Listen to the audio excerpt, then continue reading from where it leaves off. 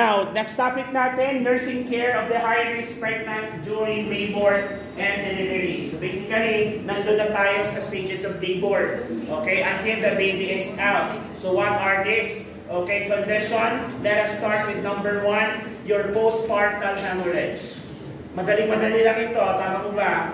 I think napag-usapan na natin ito ilang beses, okay? Postpartum hemorrhage or yung tinatawag natin postpartum bleeding or PPH is the most common cause of death or mortality among postpartum women. Okay? Kaya nga we are very particular with the possible causes of your postpartum hemorrhage. So postpartum hemorrhage may be due to one of these following conditions. And these are the conditions or diseases that we need to cover. Dapat until tomorrow. Okay, hindi dapat tapos ko na ito ngayon, hindi ko matapos. Pero, yeah. Okay, causes, uterine atony. And yan naman na kayo dyan. Then we have your lacerations, napunit, sikifi, retained placental fragments, you're more familiar with this. Then uterine inversion, DIC, we will no longer discuss uterine inversion and DIC as we have already discussed this, isn't it? Yes. Okay? And subinvolution plus your perineal hematomas. So we will focus our discussion with this 1, 2, 3, 4, and 5 conditions. That causes now postpartum hemorrhage. Madali lang naman na ito kasi nga the management would also be same on how we're going to manage patient with bleeding conditions. So let's start with the first condition, uterine atony. Okay? Now, let us talk about uterine atony. So from the word itself, uterine referring to the uterus, absent, stony means contraction. Tocolitic, say yung tocus. Okay? Contract. So nakakita ng absence, uterine contraction. Ganun lang po kasimple ang uterine atony. So uterine atony is wherein the uterus completely relaxes and is the most frequent cause of postpartum hemorrhage. Bleeding should be controlled already within 48 hours and observed for the color changes on your lochia. I believe I have mentioned this in one of my discussions wherein kapag sinabi natin postpartum visit, women should visit the nearest healthcare center postpartum within 1 week, specifically on the 4th day. Why is that, sir? The reason we advise the mother to come back within the 1st week, specifically on the 4th day, is because of this. Because according to the discussion, bleeding should stop within 48 hours. Bleeding that continuously or continues after 48 hours is a sign of postpartum hemorrhage, which will be possibly due to the conditions that I have mentioned earlier. So ang gusto natin dito, dapat wala na po siyang bright red lochia within the 48 hours. Ano ba ang tawag mo sa bright red lochia? Common for the first 3 days. Lochia, ano na?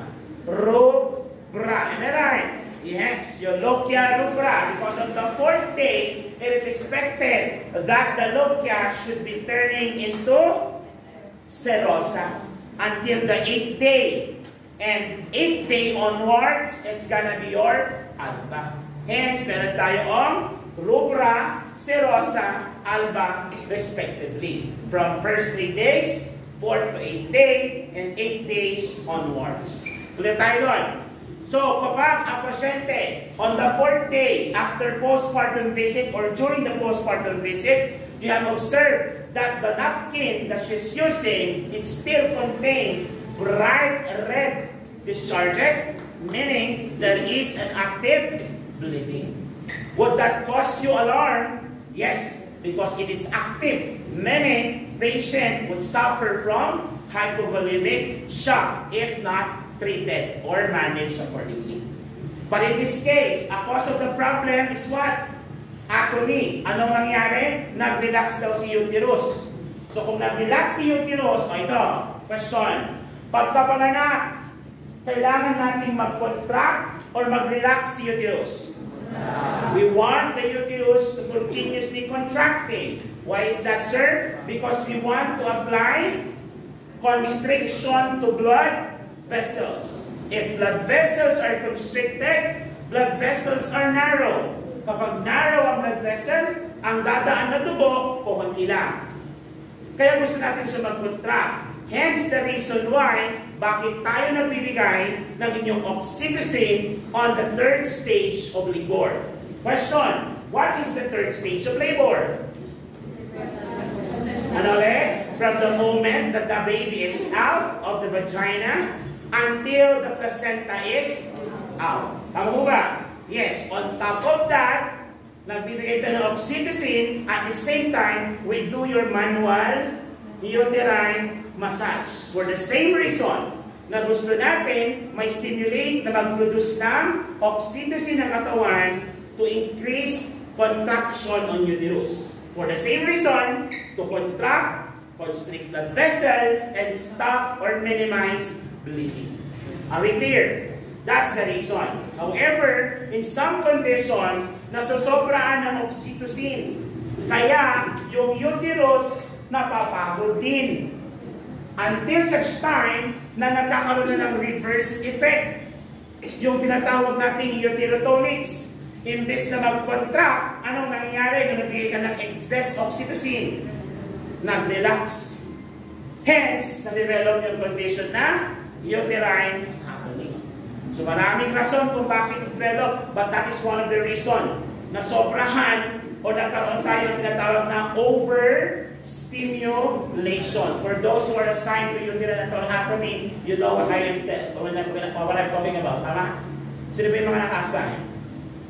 Kayo ba? Nandun ba yung discussion nyo? Yung overstimulation? Parang wala naman. Meron. Okay. Baka mali pa yung sinasabi ko rito. Correct po. Under pressure si Ponce. Okay. Ponce, pogi ba ako dyan? Baka naman i-post mo sa pornhub.com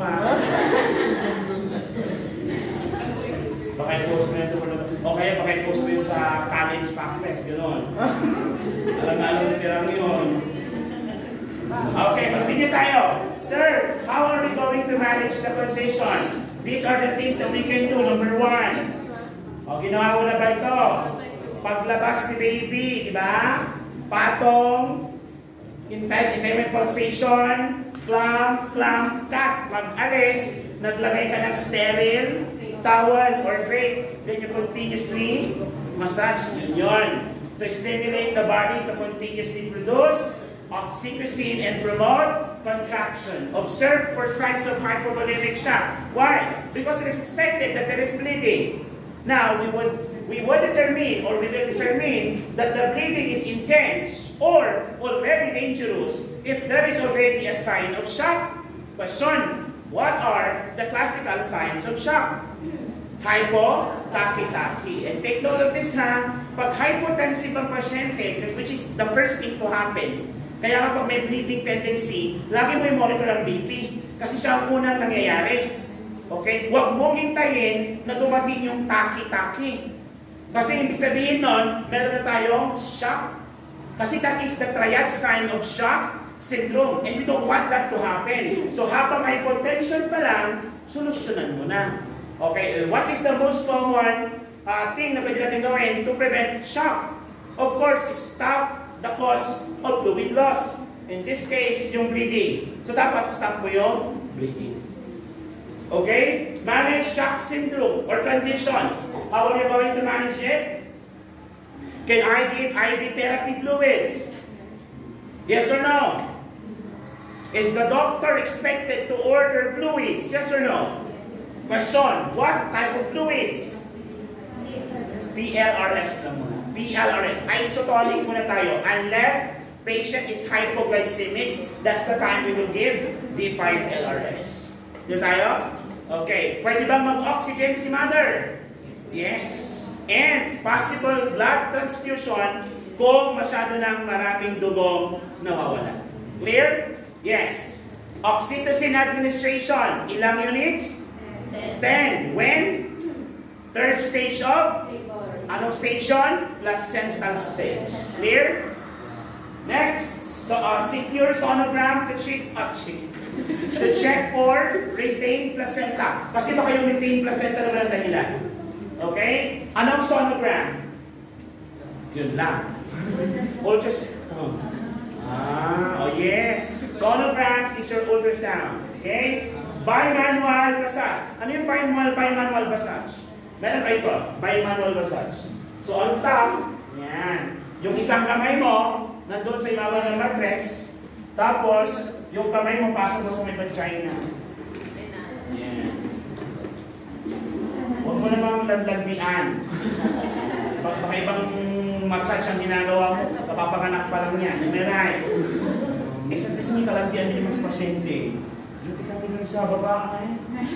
O, crush na crush na yung dalawang estudyante ko. Pararas pa lang niya.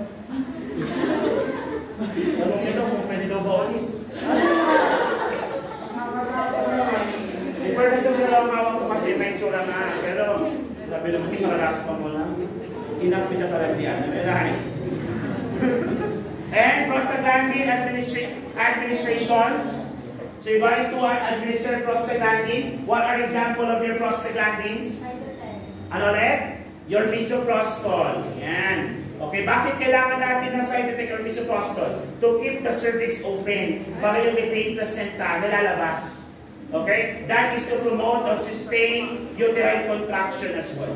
Okay? And blood replacement if there is a possibility. Okay? Pag ang uterus continuously bleeding, may mga retained placenta, hindi na nagpo-contract si uterus, wala nang silbi, continuously bleeding. So the source of bleeding is the uterus. Para mag-stop ang bleeding, tanggalin mo yung source. Yes, tanggalin mo yung uterus. Anong surgery yun?